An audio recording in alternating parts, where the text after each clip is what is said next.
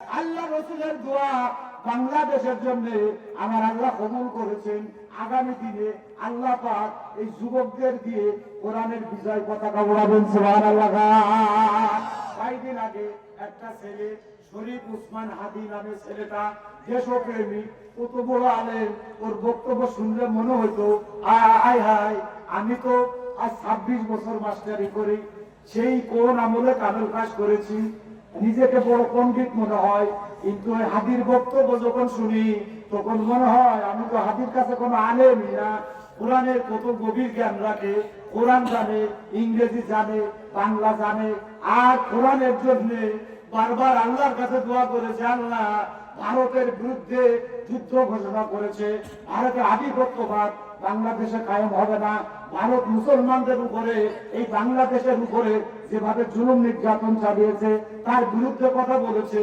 সেই উসমান হাদি বারবার আল্লাহর কাছে দোয়া করেছে, আমি একটা ইনসাফপূর্ণ সমাজ গঠন করতে চাই, আল্লাহ যদি আমাকে ডেকে নেয় আমি আল্লাহর কাছে যেয়ে হাসতে হাসতে আল্লাহর কাছে উঠবো। জনগণ আল্লাহু আকবার। হাদির দোয়া আমার আল্লাহ কবুল করেছে। বাংলা গোটা বাংলাদেশে কয়েকটি আমলিক পাবে, যত রকমের লোক আছে না কেন, এই হাদির জন্য দোয়া করেছে না করে না? এখন জমিনের আমলিক খুঁজে পাওয়া যাচ্ছে না, কেউ স্বীকারই করছে না আমি আমলিক। কথা ঠিক না বেশি? ও আমার আপনজনেরা, কুল বিফাদলিল্লাহি ওয়া বিরহমাতিহি فبذلك فليفرحوا خير مما يجمعون।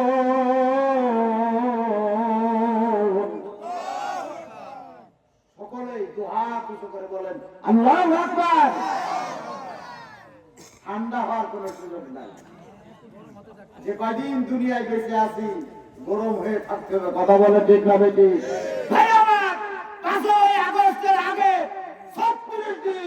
যদি বাংলার যুব সমাজ ঠান্ডা হয়ে থাকতো তাহলে আজকে এই স্বাধীনতা লাভ করতে পারতেন না। কথা ঠিক না বেটি? এই বাংলার দালাল ছেলেরা, ছাত্ররা তাদের তাজা রক্ত ঢেলে তাদের শরীরের মহব্বত করে ত্যাগ করে তারা রাজপথে গরম হয়েছিলেন।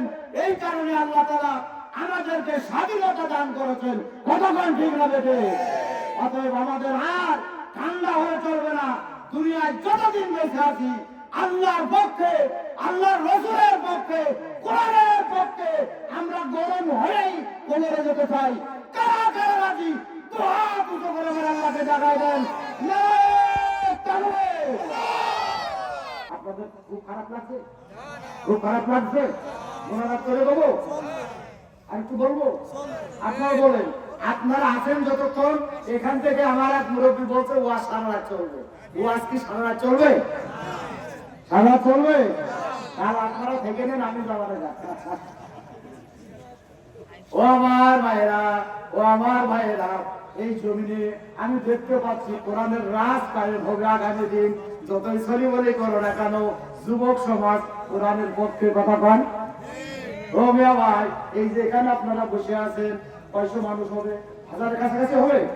মহিলারা দেখেন যে প্যান্ডেলে একেবারে ভরপুর, জেনে ওয়াজ করতে যায়। পুরুষ যদি হয় 500, মহিলা হয় কমসে কম 2000। তার মানে মহিলারা কোরআনের পক্ষে। বাংলাদেশে 6 কোটির উপরে মহিলা ভোটার।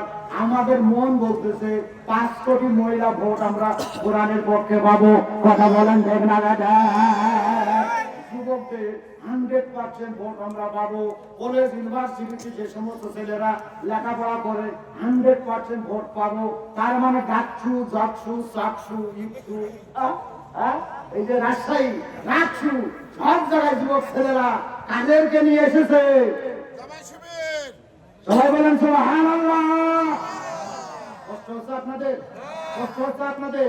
আমরা কোরআনের পক্ষের লোক, কোরআনের পক্ষে কথা বলবো। আমরা ভাই গোলাল মার্কা হুজুর না। হুজুর হলো 3 প্রকার। একটা হলো সরকারি হুজুর, আর একটা তরকারি হুজুর, আর একটা দরকারি হুজুর। আমরা সরকারি হুজুর না। তাই হুজুর হুজুর তাড়াতাড়ি আসেন কালেমা পড়ান। হাসানুল বান্না বললেন, আরে যে কালেমার জন্য আমার ফাঁসিতে নিয়ে যাচ্ছে, আমার কি কালেমা পড়াবা? আর যে কালেমা পড়ায় বলে তুমি বেতন পাও, সেই কালেমা আমি পড়ি আমার ফাঁসিতে নেয়। কালেমা তুমি কেমন বুঝলে আর আমি কেমন বুঝলাম? কথা বলেন ঠিক না বেঠি? কালেমা পড়ার কারণে নবী এবং রাসূলরা তারা বড় বড় আগের বেদনা সবে থাকলা। কথা বলেন। কালেমার দাওয়াত দেওয়ার কারণে নবীরা বড় বড় আগের বেদনা সবেদা বড় বড় কলা পেয়েছে নাকি? আমার আল্লাহ বললেন, ইয়া হাসরাতান আলাল ইবাদি, ও আমার বান্দার জন্য আফসোস, এমন একজন নবী আমি দুনিয়ায় পাঠালাম যে নবীকে ঠাট্টা করা হয় নাই, বিদ্রুপ করা হয় নাই। অনেক নবী এবং রাসূলদেরকে ওই জালেমরা হত্যা পর্যন্ত করেছে।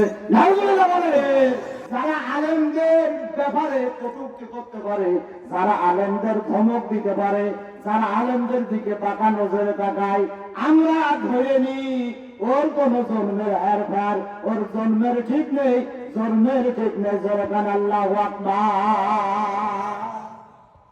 আলেম ওলামাকে ধমক দেয় না, দেয় না? বিভিন্ন কোরআনের মঞ্চে এসে আলেম ওলামাদের কলাপ ধরে, এইরকম আছে না নাই? আলেম ওলামাদের কাছে মাইক কেড়ে নেয়, এই এলাকায় নেই, ইনশাল্লাহ হবেও না।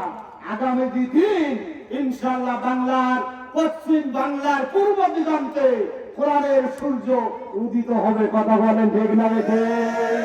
কোরআনের বিরুদ্ধে যারা অবস্থান নিয়েছ, আলেম ওলামাদের বিরুদ্ধে যারা অবস্থান নিয়েছ, তারা শোনো, এই জমিন আল্লাহ তাআলা কোরআনের জমিন হিসাবে কবুল করেছেন। যেরকম আল্লাহু আকবার।